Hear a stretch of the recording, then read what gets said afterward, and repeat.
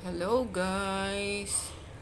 Nagluto tayo ngayon for lunch ng sinigang kasi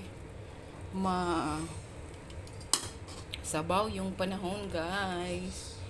Eto yung ulamin natin ngayon guys.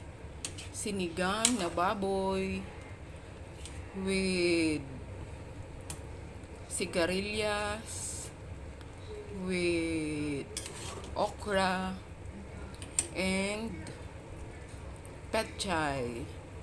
Yan yung uulamin natin guys kasi masarap ang may sabaw pagka lamig ang panahon kasi ang ulan-ulan dito sa amin guys, kaya sabaw-sabaw muna tayo guys. Eto yung mats na ulam pagka maulan yung panahon. So, maghigop-higop tayo ng sabaw. Thank you for watching guys. Kayo, ano bang ulam nyo guys? Bye-bye. Thank you.